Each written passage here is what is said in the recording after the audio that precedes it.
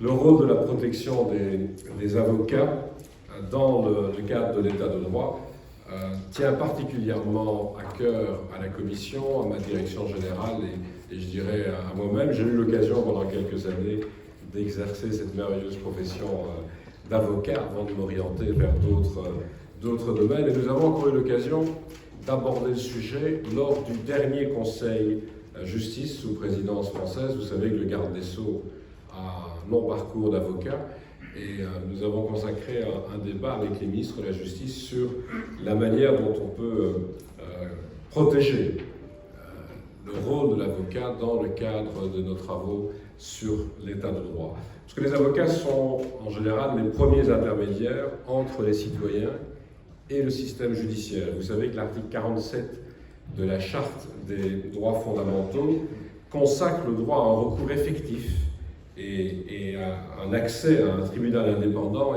et impartial. Mais cet article prévoit également que toute personne doit avoir la possibilité de se faire conseiller, défendre et représenter en justice. Donc ça illustre bien le rôle important des avocats dans la sauvegarde et la promotion de l'état de droit, même si nous avons ces derniers temps accordé une importance toute particulière au volet indépendance de la justice, accès à un juge impartial. Vous savez que nous sommes dans de longs débats dans certains États membres et en particulier en Pologne avec les autorités sur ce sujet. Nous n'hésitons pas à aller devant la Cour de justice lorsque c'est nécessaire, mais l'article 47 garantit aussi cette fonction d'intermédiaire de l'avocat et de représentation. Et donc nous suivons de près un certain nombre de réformes à travers les États membres qui pourraient affecter le bon fonctionnement du système intégrant les avocats dans notre mécanisme d'état de droit, mais des réformes qui parfois pourraient affecter leur indépendance, voire le bon exercice de leurs fonctions.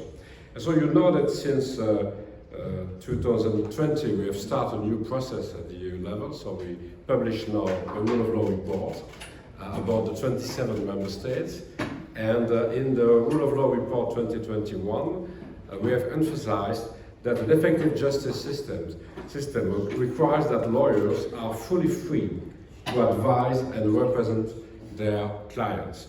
The report also underlined that bar associations play an important role in ensuring the independence and professional integrity of lawyers.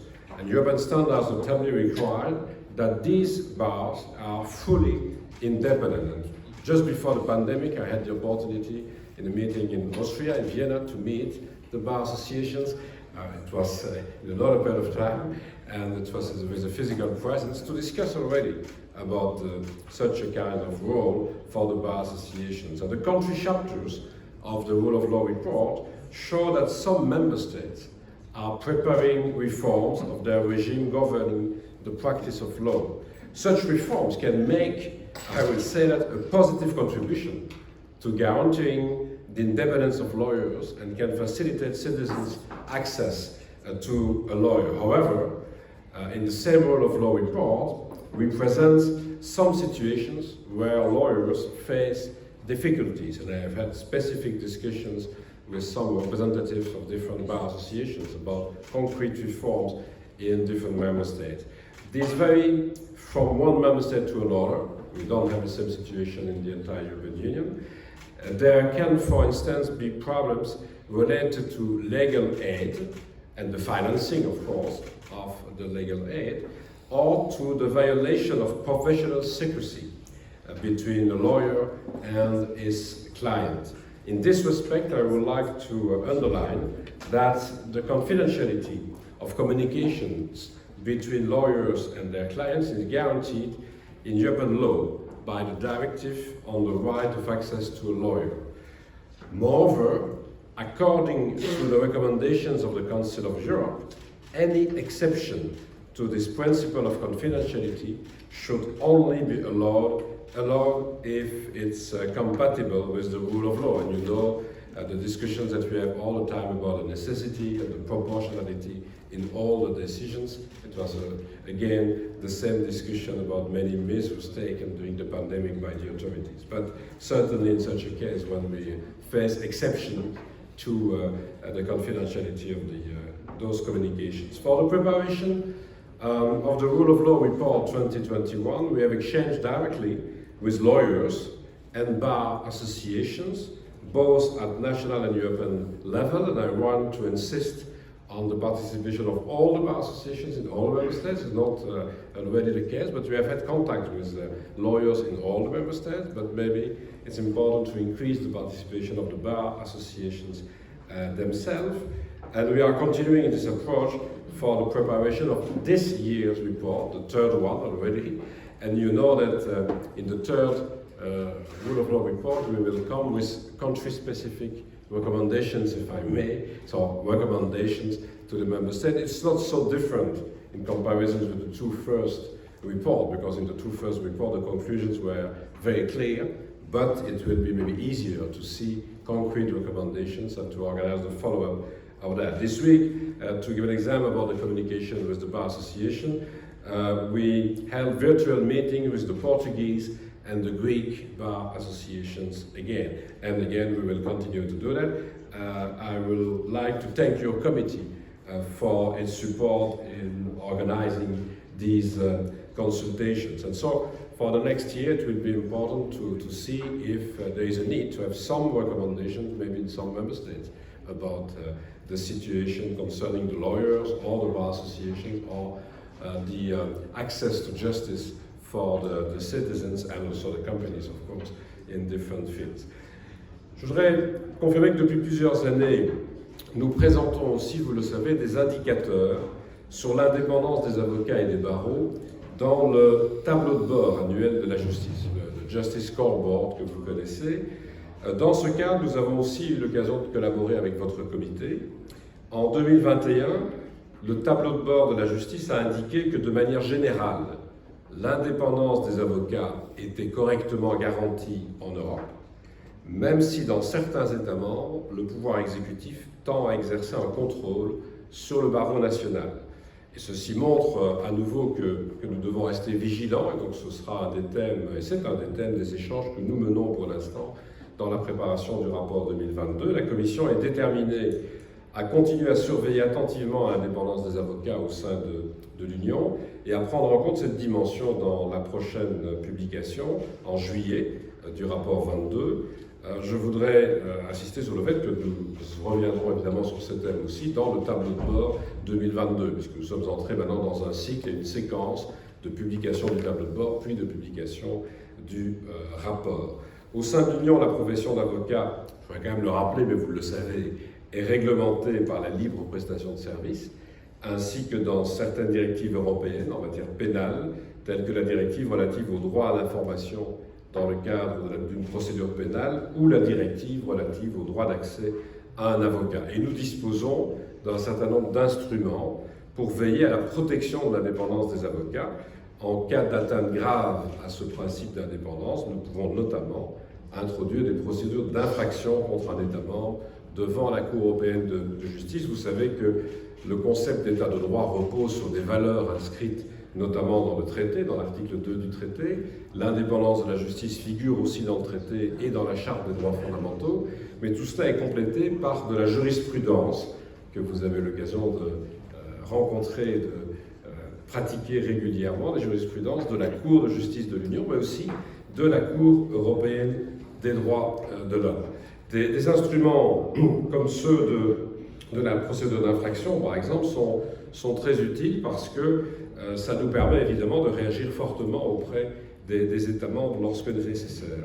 Mais il est important aussi que le dialogue, le débat, finalement la manière de créer une culture de l'État de droit se développe en collaboration avec de nombreux acteurs de ce que l'on qualifie régulièrement de société civile. On parle souvent des organisations non gouvernementales, mais je voudrais insister sur le rôle des avocats et des barreaux, pas seulement dans la préparation du rapport que nous publions, mais dans le suivi et dans l'organisation régulièrement dans les différents États membres, mais au-delà des États membres, de débats sur les conclusions du rapport, mais plus largement sur l'état de droit et l'évolution des réformes en cours à l'échelon national ou parfois à l'échelon européen. Nous sommes aussi prêts à débattre de nos propositions à l'échelon européen. Je dirais que promouvoir et faire respecter l'état de droit est l'affaire de tous, institutions de l'Union européenne, États membres, cours et tribunaux, organisations de la société civile, mais je le répète aussi des associations professionnelles et en particulier les vôtres. I don't want to conclude without two remarks, maybe in relation with the actual situation since the aggression of Russia in Ukraine on the 24th of February. First of all, it's a confirmation that we need to take care of the rule of law. Because if we are deciding sanctions about Russia, it's due to the fact that Russia is not respecting some international rules. With the aggression, there's a conflict with the sovereignty and the territorial integrity of Ukraine, and more than that, maybe also some violations of humanitarian international law.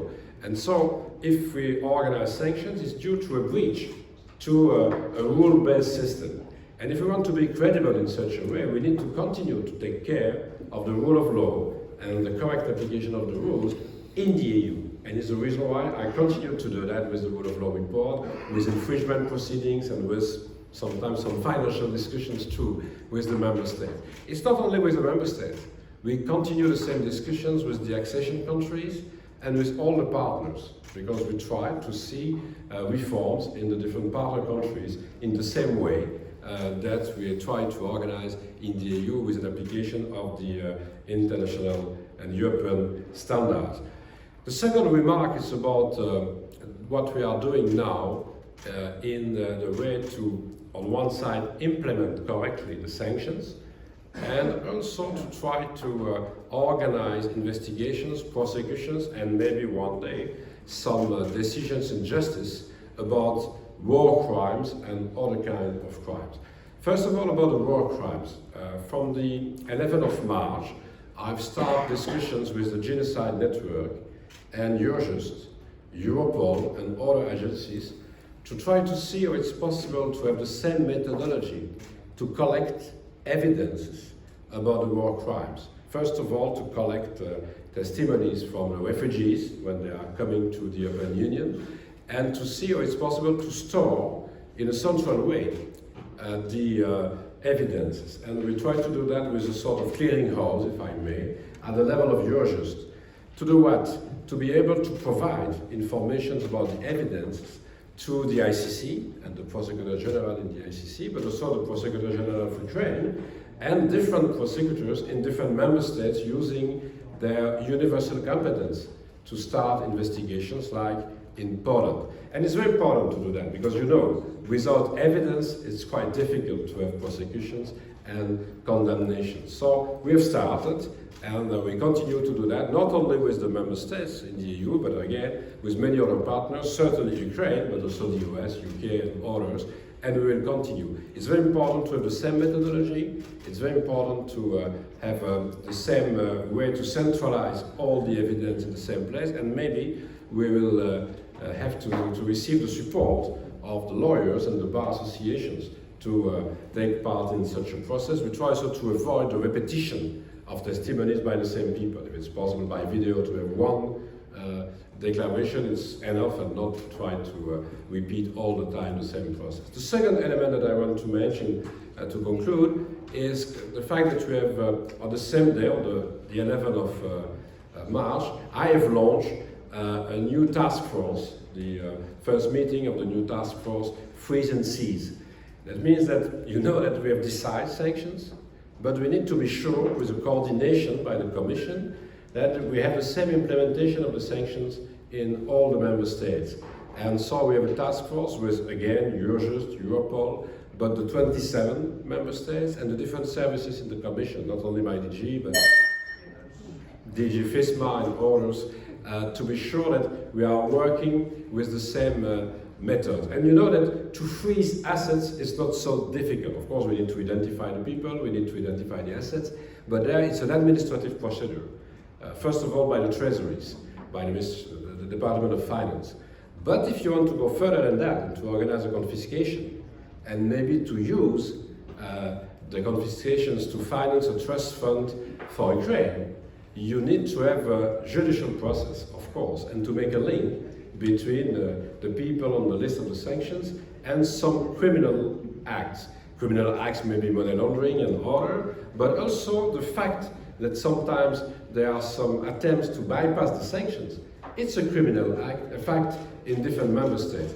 And I want to say that we will analyze if it's possible to organize at the EU level a new instrument to harmonize the situation, to make that the bypassing of the sanctions, the fact that you try to circumvent the sanctions, is a criminal fact. And on the other side, we'll see if it's possible to use also some tools at the EU level to organize the prosecutions. But my main message now, of course, is that we need also to have a good participation of many professionals in such an approach.